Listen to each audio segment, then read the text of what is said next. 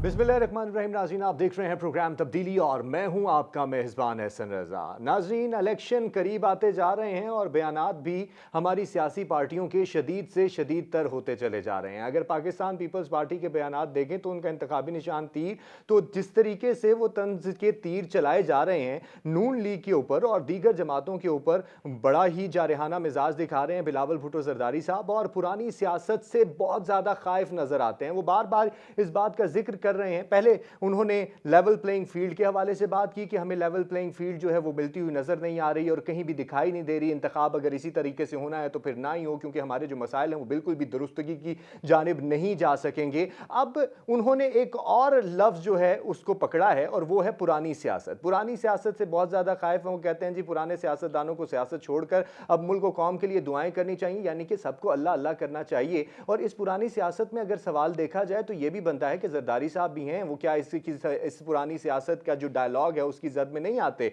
और दूसरी जानिब देखा जाए तो नवाज शरीफ साहब ने मरी के मुजाफात में रहते हुए बड़े ही पुरसकून माहौल में आज ये बात कही है कि हमें अवाम से बिल्कुल झूठ नहीं बोलना चाहिए और किसी किस्म का झूठ बोलकर इक्तदार में आना नहीं चाहिए। ये बयान तो है, लेकिन इसके ऊपर अमल दरामद कितना होता है और क्या वाकई सियासतदान जो हैं अवाम से जो नारे दावे वादे करके इक्तदार में आते हैं वो पूरे कर पाते भी हैं या नहीं कर पाते। और अगर दूसरी बात, अगर पुरानी और नई सियासत की बात करें तो मुल्क में इस वक्त किस सियासत की ज़रूरत है? क्या हम ये समझते हैं कि हमारी जो सियासत है वो सही समत की तरफ गामजन हो चुकी है और मुआशी इस्तेकाम के लिए, सियासी इस्तेकाम के लिए जितनी पार्टियां 2024 के इंतखाबात के लिए जिद्दोजहद कर रही हैं इनके पास कोई प्लान भी मौजूद है? क्योंकि अगर अभी तक हम इस सारे सिनेरियो में देखें तो सारे के सारे सिर्फ बयानात की हद तक हैं। वो बयान दे रहे हैं कि ये होगा वो होगा, मैं आऊंगा तुम आओगे, ये इसको लेवल प्लेइंग फील्ड मिल रहा है और इसको लेवल प्लेइंग फील्ड नहीं मिल रहा, लेकिन कोई अपना मैनिफेस्टो नहीं दे रहा, अवामी मसाइल के हवाले से गुफ्तगू नहीं कर रहा, अवामी मसाइल को और अवामी गुंजलक को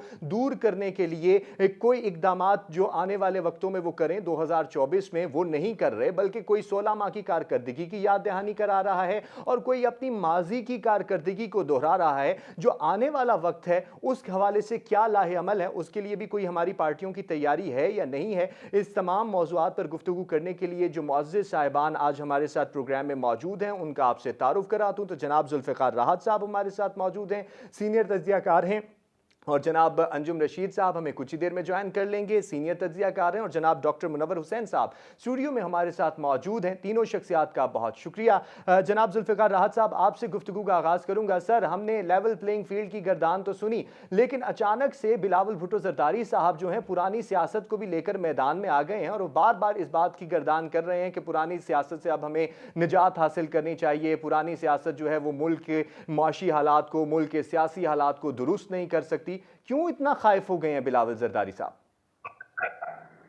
ऐसे रजा भाई, पाकिस्तान की जो सियासत है, कभी इसको हम कहते थे ये नजरियाती सियासत है, लेकिन अब नजरियाती से ये मालियाती ज्यादा हो गई है। और साथ साथ जितनी पॉलिटिकल पार्टीज हैं ये प्राइवेट लिमिटेड कंपनीज के तर्ज पे चलाई जा रही हैं। पीछे से व्हाट्सएप के जरिए सारी पार्टियां चलाई जा रही हैं। जो पॉलिटिकल कल्चर था, जो वर्कर्स थे, जो लीडरशिप की ग्रूमिंग थी, जो पॉलिटिकल एक कल्चर था, वो सारी की सारी चीजें हमें नजर नहीं आ रही। और अब सिचुएशन ये है कि जिस तरह 90 की दहाई के अंदर नून लीग और पीपल्स पार्टी के अंदर डिवीजन थी और एक ब्लेम गेम चलती थी और एक दूसरे पे इल्जामात लगाए जाते थे, और उसके नतीजे में जब लड़ाई आगे बढ़ी तो एक स्पेस पैदा हुई जिस स्पेस को पीटीआई ने फिल किया।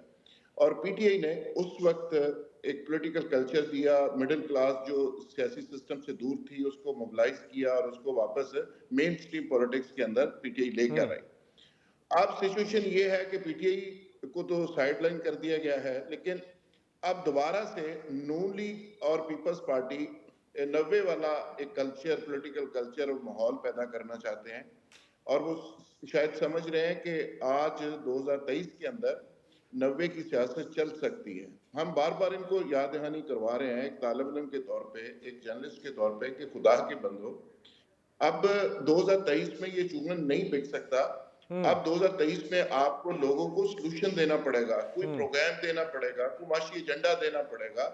लेकिन ये कहते हैं कि जी वो फलाना चोर था, फलाना गलत था, फलाना बुजुर्ग है, फलाना नौजवान है, लोगों को इन चीजों से, ब्लेम गेम से, इन बातों से कोई दिलचस्पी नहीं अच्छा है। तो वो कहते हैं कि आपके पास फुटेज है। जुल्फिकार साहब, आपने तहरीक इंसाफ की बात भी की, लेकिन अगर तहरीक इंसाफ को देखा जाए तो वो भी तो इसी पैटर्न को लेकर आए। उन्होंने भी तो यही कहा, जी फलाने चोर थे, पुराने चोर थे, अब हम ये करेंगे, अब हम वो करेंगे, लेकिन हुआ उनसे भी कुछ नहीं। और अगर अपनी पार्टी की बात करें तो उन्होंने सारी चोर पार्टियों में से सारे चोर इकट्ठे करके अपनी पार्टी में रख लिए। ऐसे ही बिल्कुल एग्जैक्टली सही कहा। उस वक्त हम पीटीआई के लोगों से पूछते थे कि आपके पास प्रोग्राम क्या है, तो वो कहते थे 20 घर हमने लिए हुए हैं और 20 घरों के अंदर थिंक टैंक बैठे हुए हैं, और जब गवर्नमेंट हमें मिलेगी और उसके बाद दूध और शहद की नहरें बहना शुरू हो जाएंगी। फिर जब गवर्नमेंट मिली तो बीच में से असद उमर साहब निकले। असद उमर साहब हाथ खड़े करके फिर मांगे तांगे के फाइनेंस मिनिस्टर से उन्होंने 2.5-3 साल पूरे किए।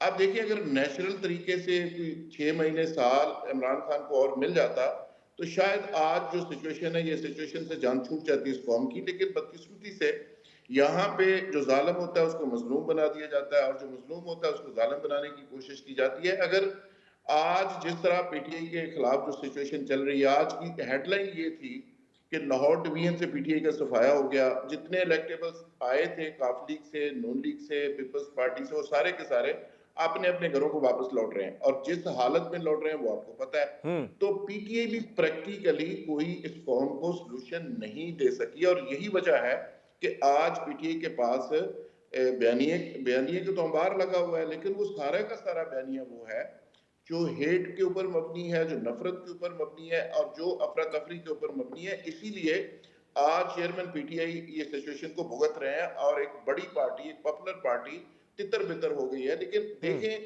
मैं ये कहता हूँ कि लीडर और सियासतदान में फर्क ये होता है कि सियासतदान अगले इलेक्शन की तरफ देखता है, लीडर होता है जो अगली नस्ल और आने वाले वक्त की तरफ देखता है और उस पर फोकस रखता है।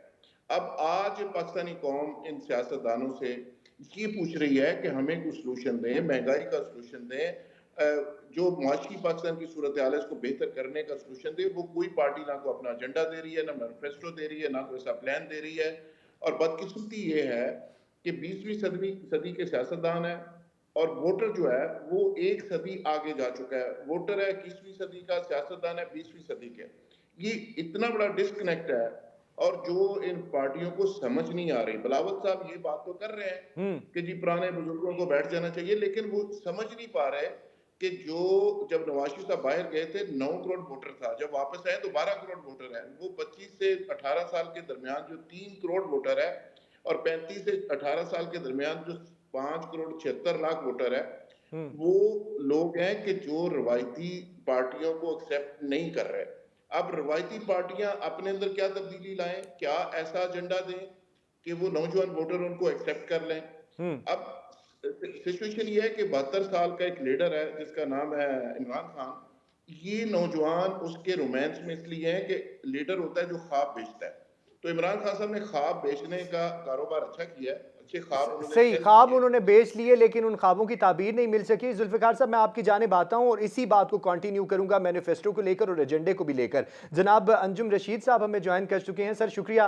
सर फरमाइएगा कि पुरानी सियासत और नई सियासत, एक नई बहस जो है हमारे सियासी मुहाज पे चल निकली है, नौजवानों की सियासत। आप ये फरमाइए कि किस सियासत की इस वक्त मुल्क को ज़रूरत है, और क्या आप समझते हैं कि जो हमारे मुल्क में सियासी समत है वो दुरुस्त जानिब गामजन है? देखिए, इससे पहले आज से 70 साल 74 साल हो गए हैं कि पाकिस्तान में ऐसा ही होता है कि जो है वो जो पावर टू बी है वो पावर डिसाइड करती है कि किसने इलेक्शन में जीतना है और किसने इलेक्शन आइंदा वजीर आजम बनना है। इससे पहले जो है वो इमरान खान को के बारे में फैसला हुआ था। अब लगता है कि मियां नवाज शरीफ के बारे में फैसला हुआ है कि पाकिस्तान के आइंदा वजीर आजम वो होंगे। लेकिन इसमें कोशिश कर रहे हैं आसिफ बिलावल भुट्टो साहब भी कि वो जो है वो मियां नवाज शरीफ को रिप्लेस कर सकें और उनको चांस मिले। लेकिन मेरा नहीं ख्याल कि बिलावल को अभी तक चांस मिलने का कोई इंडिकेशन आया। लेकिन जहां तक बात है पाकिस्तान किस समझ जाएगा, तो पाकिस्तान जो है वो गुज़श्ता 40 साल से जो है वो दिवालिया होता है, और दिवाली से बचने के लिए वो IMF से कर्जा लेता है, अपने पांव पे खड़ा होता है, और फिर 2 साल बाद 3 साल बाद जो है वो फिर दिवालिया होने लगता है और फिर कर्जा लेता है। ये 40 साल का चक्कर है اس سے نجات نہیں مل رہی.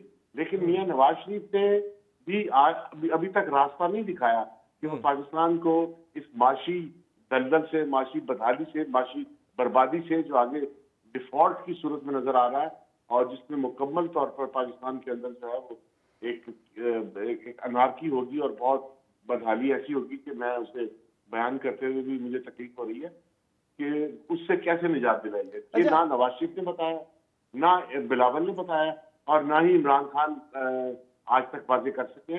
پاکستان کا فیوچر جو ہے وہ ابھی تک بالکل واضح نہیں ہے کہ پاکستان جو ہے وہ آئندہ کیسے سروائیو کرے گا یا نہیں کرے گا. پاکستان معاشی طور پر دوبارہ ڈیفالٹ ہونے کی طرف جا رہا ہے, اس کا حل کوئی نہیں دے رہا. اچھا انجم رشید صاحب, یہ بھی فرمائیے گا, آپ نے انڈیکیشن کی بات کی ہے اور پرانی نئی سیاست کی بات چل رہی ہے, تو یہ فرما دیجئے کہ یہ کیا آپ کو نہیں لگتا کہ ہمارے سیاستدانوں کی ہی کمزوریاں ہیں اور وہ اپنی مقبولیت کے اوپر نظر رکھنے کے بجائے وہ انڈیکیٹرز اور اشاروں کا انتظار کر رہے ہوتے ہیں, اور پھر وہ اسی انتظار میں ہوتے ہیں, اور پھر جو آگے نتائج ہوتے ہیں وہ آپ نے دیکھے 2018 کے سینیریو میں بھی, اور اب اسی حوالے سے بات ہو رہی ہے کہ 2024 میں بھی وہ ریپیٹ ہونے جا رہا ہے. دیکھیے یہ ناانصافی ہوگی کہ اگر ہم جو ہے وہ پاکستان کے پولیٹیشنز کو جو ہے وہ مجرم ڈکلیئر کرتے ہیں اور ساری برائیوں کی جڑ ان کو قرار دیتے ہیں.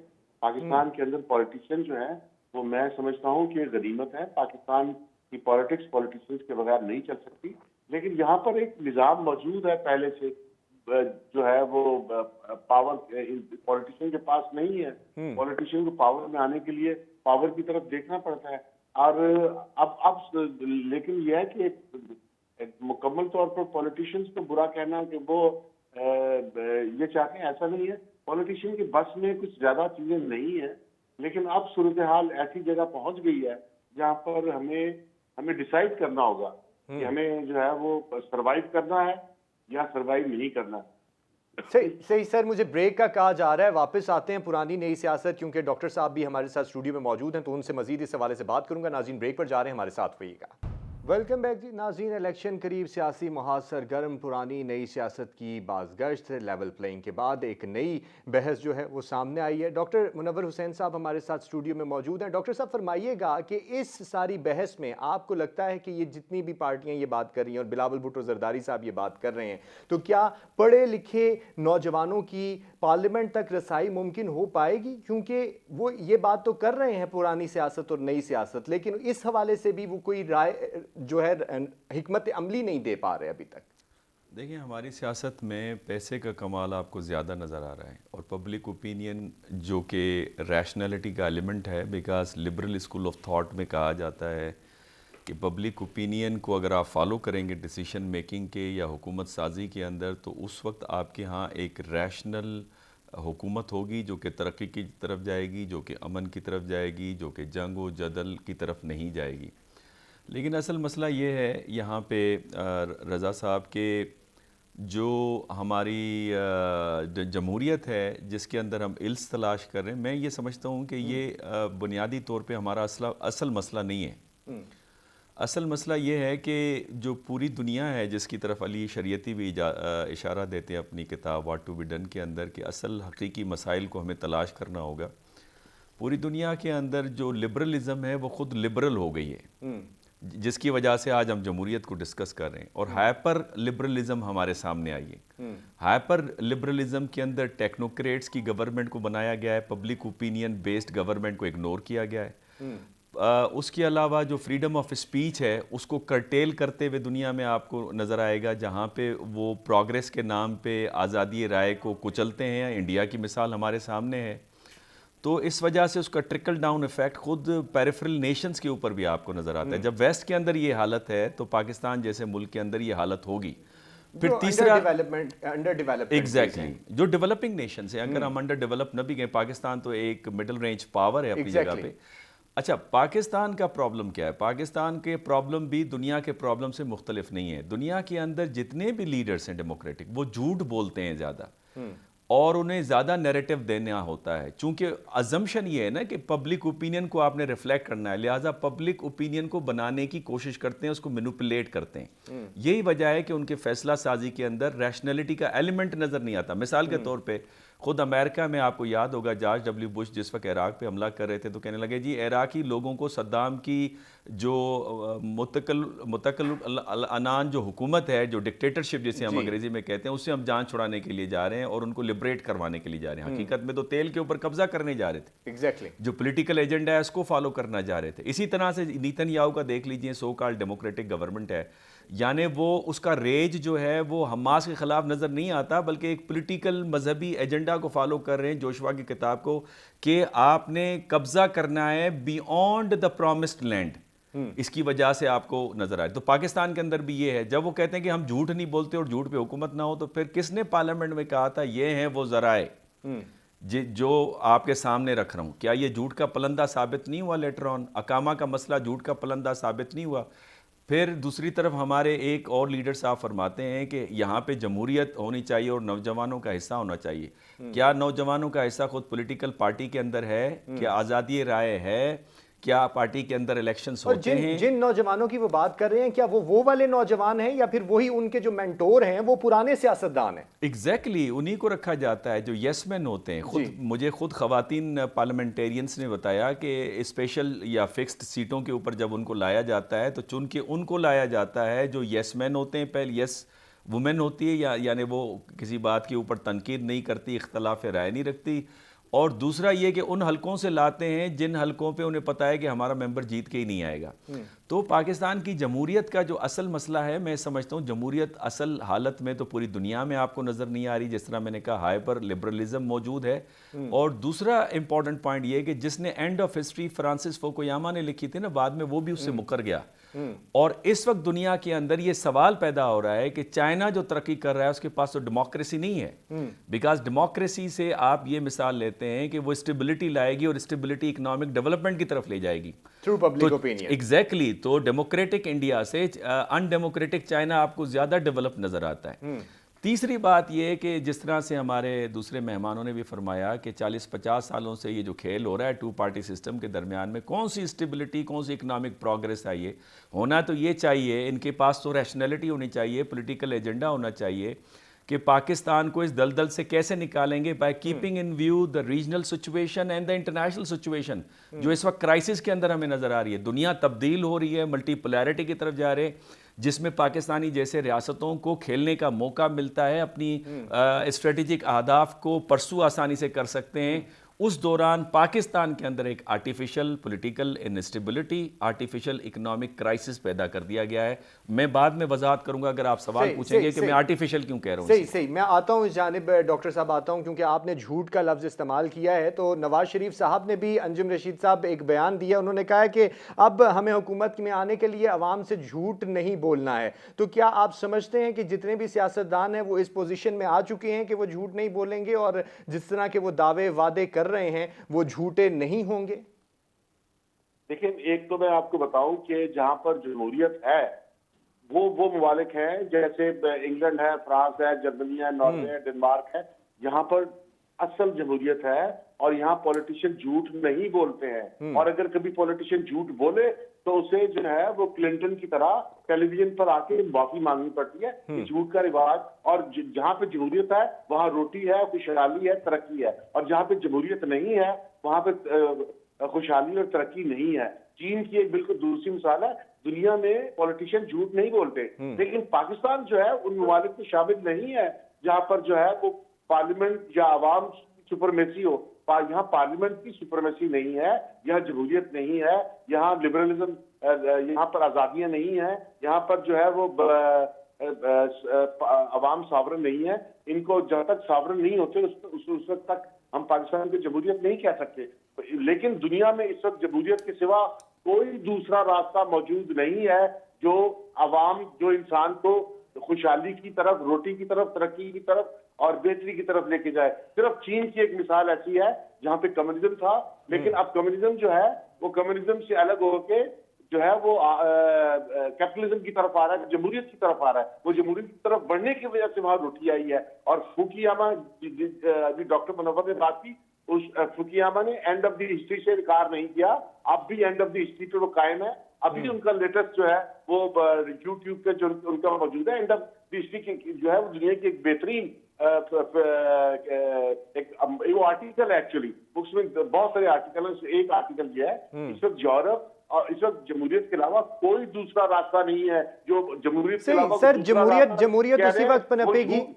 जमहूरियत उसी वक्त पनप सकेगी जब अच्छे तरीके से उसके ऊपर अमल दरामद भी हो सके। सर, क्योंकि मेरे पास वक्त कम है, मैं वापस आता हूं आपकी जानिब। जुल्फ़िकार साहब से भी मुझे पॉइंट ऑफ व्यू लेना है। जुल्फ़िकार साहब, इस सारे झूठ का जब बयानिए बात की चल निकली है और बार बार ये कहा जा रहा है कि अब हमें अवाम के सामने झूठ के साथ नहीं आना चाहिए, और साथ ही माजी की जितनी भी शानदार रवायतें हैं वो गिनवाई जा रही हैं नवाज शरीफ साहब के मुताबिक कि उनके दौरे हुकूमत में इतने शानदार काम हुए हैं, तो क्या वो सारे दुरुस्त हैं?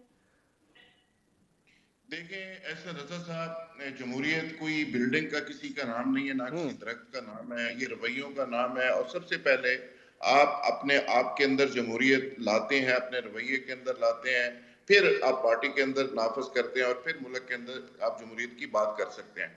लेकिन बदकिस्मती ये है, जिस तरह मैंने पहले कहा था, कि तमाम पॉलिटिकल पार्टीज को प्राइवेट लिमिटेड कंपनी की तर्ज के ऊपर चलाया जा रहा है। कौन सी पार्टी है जिसके अंदर जमहूरियत है, कौन सी पार्टी है जहां पे इख्तिलाफ राय हो सकता है या उसकी इजाजत है।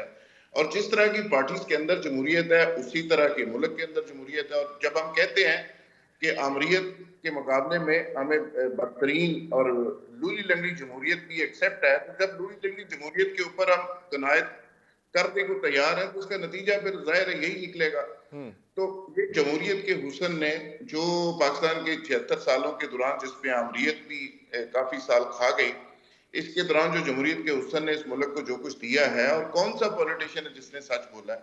और ये बात दुरुस्त है, अंजुम रशीद साहब दुरुस्त कह रहे हैं कि जहां पे डेमोक्रेसी, रियल डेमोक्रेसी होती है, वहां पे नॉर्म्स होते हैं, वहां पे असूल होते हैं, वहां पे टॉलरेंस होती है, वहां पे बर्दाश्त एक दूसरे को किया जाता है, और वहां पे एजेंडा बेस्ड गुफ्तगू होती है और मीडिया उसको डिस्कस करता है और उसकी बेस के ऊपर किसी को एक्सेप्ट और किसी को रिजेक्ट किया जाता है, और वोटर पढ़े लिखे लोग होते हैं और फैसला करते हैं और उसी बुनियाद के ऊपर कहते हैं। मगर यहाँ पे तो बदकिस्मती ये है कि ऐसा रजा साहब, यहाँ पे कौन सी पार्टी है जिसने कोई एजेंडा दिया है, कोई मास्टर प्लान दिया है, कोई ऐसा प्रोग्राम दिया कि अवाम को इस सूरत हाल से हम निकालेंगे और इस तरह निकालेंगे, कोई सोल्यूशन दिया हो।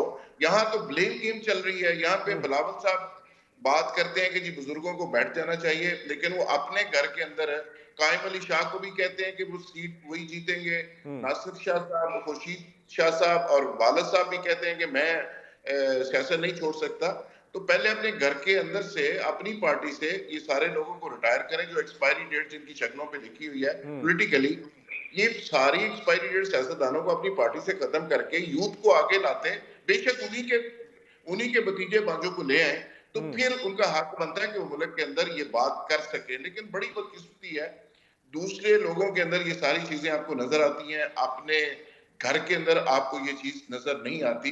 जब तक कौल और फेल का तजाद ऐसे ही होगा, और जिस तरह नवाज शरीफ साहब आज बात कर रहे थे, मुझे बड़ी हंसी आ रही थी कि देखें इन पे किताबें लिखी जा सकती हैं, ये इस मुल्क का जो हशर अगर इन लोगों ने नहीं किया जो आज हमें दर्द दे रहे हैं, तो जुल्फ़िकार साहब माज़रत के साथ, जुल्फ़िकार साहब ब्रेक का कहा जा रहा है, नाज़रीन ब्रेक पर जा रहे हैं, साथ रहिएगा। वेलकम बैक जी। नाज़रीन, मुल्की सियासी मंजरनामा, बयानात ही बयानात, अवामी मसाइल के लिए हिकमत अमली क्या, इस हवाले से गुफ्तगू हो रही है। डॉक्टर मुनव्वर साहब फरमाइएगा, आपने आर्टिफिशियल बहरान की बात की कि मुल्क में अब आर्टिफिशली सब चीज़ों को देखा जा रहा है। आर्टिफिशियल बहरान ही क्यों, और इसका बेनिफिशरी कौन फिर? देखिए रज़ा साहब, बात असल में ये कि पाकिस्तान की डॉक्यूमेंटेड इकॉनमी कितनी है, तकरीबन $350 बिलियन, अनडॉक्यूमेंटेड इकॉनमी $650 बिलियन की है। तो क्राइसिस जो था वो $350 बिलियन के अंदर दिखाया जा रहा था, जबकि $650 बिलियन जिसकी वजह से हमने डिफ़ॉल्ट नहीं किया, जो कि अनडॉक्यूमेंटेड है, जिसको अब डॉक्यूमेंट के अंदर लाने की काविशें हो रही हैं रिफॉर्म्स के ज़रिए से। तो ये एक बहरान था, और बहरान तो उस वक्त होता है ना जब आपके मुल्क के अंदर डॉलर ना हो। लोगों के ने तो घरों में डॉलर रखे हुए थे, हुकूमत के ऊपर एतमाद न करते हुए उन्होंने अपने घर के अंदर संभाले रखे, और फिर तकरीबन $60-61 बिलियन अफ़गानी जो इलीगल जो इमिग्रेंट्स यहाँ पे रहते हैं उन्होंने स्मगल किया अफ़गानिस्तान की तरफ। तो मैं इस वजह से इसको जो है ना वो एक आर्टिफिशियल एक बहरान तस्लीम करता हूँ। जैसे एतमाद साजी हुकूमत में आएगी तो आप देखेंगे पैसे की रेल पेल दोबारा होगी, इकॉनमी दोबारा चलना शुरू हो जाएगी। दूसरी तरफ आ जाते हैं, चूंकि अंजुम रशीद साहब ने बड़े इंपॉर्टेंट पॉइंट्स रेस किए, मैं चाहता हूँ उनका भी थोड़ा सा मैं उनके साथ अपनी जो मेरी अंडरस्टैंडिंग है वो शेयर करूँ। जहाँ तक बरतानिया का मामला है और मैंने हाइपर लिबरलिज्म की बात की, तो आप बरतानिया के, आपको याद होगा टोनी ब्लेयर साहब 2001 में वेपन्स ऑफ मास डिस्ट्रक्शन, जिस वक्त 2003 में इराक में जा रहे थे, तो उन्होंने अपनी आवाम से झूठ बोला कि इराक के अंदर वेपन्स ऑफ मास डिस्ट्रक्शन है। बाद में उन्होंने तस्लीम किया कि ये हमारी झूठी कहानी थी। इसका मतलब ये कि उस जमहूरियत के अंदर उनके रहनुमा जो प्राइम मिनिस्टर की सीट पे हैं वो भी झूठ बोलते हुए नजर आ रहे हैं। ऋषि सुनाक इस वक्त तकरीबन 12-14 लाख इकट्ठे डिमॉन्स्ट्रेट करते हैं कि आप इजराइल को वेपन न दें। उनकी राय के बरखिलाफ ऋषि सुनाक साहब जो इस वक्त प्राइम मिनिस्टर हैं बरतानिया के, वो हथियारों के जहाज़ में बैठकर वहाँ पे हथियारों की तरसील करते हुए नज़र आते हैं। फिर उसके बाद लोगों की राय के बरखिलाफ 10 डाउनिंग स्ट्रीट के अंदर दिवाली मनाते हैं और वहाँ पे हिंदू कम्युनिटी को बुलाते हैं, और उसके साथ साथ जो फॉरेन मिनिस्टर हैं अपने इसके इंडिया के, उनको भी बमय फैमिली उनको दावत देते हैं, जो कि प्राइम मिनिस्टर हमेशा प्राइम मिनिस्टर को दावत देता है, अपने से एक स्टेप नीचे नज़र आते हैं। तो डेमोक्रेसी उस आइडियल फॉर्म में नज़र नहीं आती। अब चाइना की डेवलपमेंट की बात करते हैं, इसमें कोई शक नहीं, अंजुम साहब यहाँ पे बिल्कुल ठीक हैं कि ग्लोबलाइजेशन से चाइना की इकॉनमी ने बूस्ट पकड़ा, और लिबरल मार्केट इकॉनमी की वजह से इस वक्त इंडियन इकॉनमी भी बूस्ट पकड़ी है, तकरीबन $4 ट्रिलियन के करीब है। लेकिन चाइना के पास हाइबर इकोनॉमिक स्ट्रक्चर है, वो पूरा ओपन मार्केट इकॉनमी नहीं है, पहली बात। दूसरी बात, उनका जो पॉलिटिकल सेटअप है वो डेमोक्रेसी की तरफ बिल्कुल नहीं जा रहा, और वो कहते हैं कि ये जो हमारा पॉलिटिकल कम्युनिस्ट सेटअप है ये रहेगा, लेकिन वो इतना टिपिकल है कि कोई और मुल्क उसको अडॉप्ट नहीं कर सकता, लिहाजा उसको एक्सपोर्ट करने में इंटरेस्टेड नहीं है।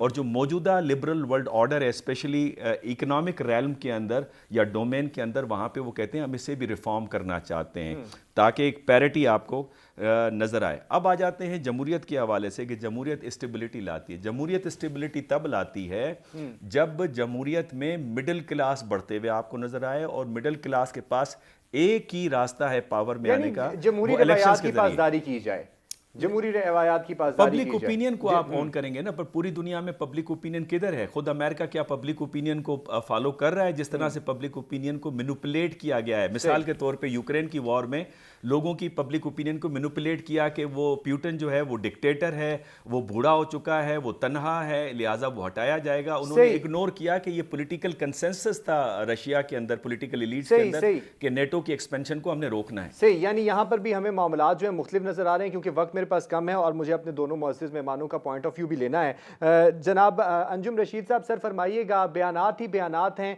मुआशी प्लान, सियासी इस्तेहकाम के हवाले से कोई लाएअमल, कोई हिकमत अमली हमें नज़र नहीं आ रही। 16 माह की कारकर्दगी, माजी की कारकर्दगी, इस हवाले से बातें हो रही हैं, प्लान कहाँ है? देखिए, प्लान तो आप ठीक कह रहे हैं कि पाकिस्तान जो है वो अभी भी इमरान खान ने भी कहा, नवाज शरीफ ने भी कहा, बिलावल ने भी कहा, पाकिस्तान दिवालिया हो चुका नहीं था, दिवालिया हो रहा है। और अब इसके दिवालिया होने को बचाने के लिए किसी ने कोई प्लान नहीं दिया। लेकिन बात यह है कि पाकिस्तान की जो सिविल लीडरशिप है, इसके पास बहुत ज्यादा अख्तियारात हैं भी नहीं। मियां नवाज शरीफ ने जलसे में कहा था लाहौर के कि वो हिंदुस्तान के साथ ताल्लुकात बढ़ाएंगे, और उनका इशारा था कि ट्रेड भी होगी और कुछ हालात भी बदलेंगे, लेकिन ऐसा नहीं है, तो वो कुछ भी नहीं कर पाएंगे। एक तो यह है कि पाकिस्तान की सिविल पॉलिटिशियन जो है, पॉलिटिकल जो पार्टियां हैं, पॉलिटिकल लीडरशिप है, उसके पास अख्तियार भी नहीं है और उसके पास अभी कोई प्लान भी नहीं है। इसलिए अभी फौरी तौर पर पाकिस्तान जो है वो मुआशी तौर पर बचता हुआ, बहाल होता हुआ, उसकी कोई किरण नजर नहीं आ रही, और बुरे हालात हो सकते हैं। यानी आइंदा आने वाली हुकूमत के लिए बहुत सारे मसाइल हो सकते हैं। सर मेरे पास वक्त कम है, जुल्फ़िकार साहब का भी मुझे पॉइंट ऑफ व्यू लेना है। जुल्फ़िकार साहब फरमाइएगा, क्या अब हमारे अवाम में भी इन बयानात की सियासत में कोई दिलचस्पी रखते हैं? क्योंकि 70 की दहाई से लेकर अब 2024 का वक्त आ चुका है और हालात बिल्कुल बदल चुके हैं। देखिए, लोगों की इन बयानात में कोई दिलचस्पी नहीं। मैंने पहले भी अर्ज किया कि हालात ये हैं कि जो वोटर है और जो लीडरशिप है उसके दरमियान एक खौफनाक डिस्कनेक्ट है। वो इस तरह से है कि वोटर 21वीं सदी का है, लीडरशिप 20वीं सदी की है, और 20वीं सदी के फार्मूले पूरे मुल्क में चल रहे हैं। پارٹیز کو پیچھے کرنے کے لیے، آگے کرنے کے لیے، ختم کرنے کے لیے، ایک پارٹی بنانے کے لیے وہ پرانے روایتی فارمولے چل رہے ہیں جو آج کا ووٹر اور آج کا نوجوان ایکسیپٹ نہیں کر رہا. تو بیسیکلی یہ دو سوچوں کی لڑائی ہے، ایک نئی سوچ اور پرانی سوچ.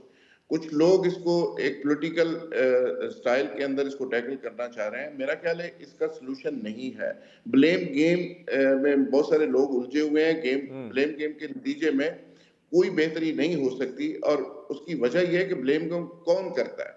جس کے پاس کوئی پلان نہیں ہوتا، وزڈم نہیں ہوتی، کوئی منصوبہ بندی نہیں ہوتی، تو وہ کیا کرتا ہے؟ وہ ذاتیات کے اوپر اٹیک کرتا ہے، وہ خاندانی مسئلے چھیڑتا ہے، وہ فیملیز کو ڈسکس کرتا ہے، وہ ان کے ذاتی ایشوز کے اوپر بات کرتا ہے. تو یہاں پہ پرابلم بدقسمتی سے یہی ہے کہ ہمارے سیاستدانوں کے پاس چونکہ پروگرام کوئی نہیں، سارے کے سارے گیٹ نمبر 4 کے باہر لائن لگا کے کھڑے ہیں. کسی کو انٹری مل جاتی ہے، کسی کو نہیں ملتی. اور بدقسمتی اس ملک میں یہ بھی ہے کہ یہاں پہ اقتدار ملتا ہے، اختیار نہیں ملتا. اور اس لیے شاید یہ تمام سیاستدان کو بڑا بڑا خواب دیکھتے بھی نہیں ہیں. اور خواب دیکھنے کے لیے آپ کو پتہ ہے کہ تھوڑا پراپر اس طرح کا ذہن بھی ہونا چاہیے. کچھ لوگ تو خواب دیکھتے ہیں، وہ ویسے اندر پڑے ہوئے ہیں، جو باہر ان کو خواب آتے ہی نہیں ہیں. اور اب بدقسمتی یہ ہے کہ نواز شریف صاحب جب باہر گئے تھے تو اس وقت 9 کروڑ ووٹر تھے، واپس آئے تو 12 کروڑ ووٹر ہو گئے ہیں. 25 سال سے لے کے 18 سال کے درمیان 3 کروڑ ووٹرز ہیں، اور 35 سال سے صحیح. 18 بہت سال. بہت شکریہ ذوالفقار صاحب. مجھے کہا جا رہا ہے کہ پروگرام کا وقت ختم ہو چکا ہے. جناب انجم رشید صاحب اور ڈاکٹر منور حسین صاحب، آپ دونوں شخصیات کے بھی پوائنٹ آف ویو کا بہت شکریہ. ناظرین اپنا بہت سارا خیال رکھیے گا. مجھے دیجیے اجازت. اللہ حافظ.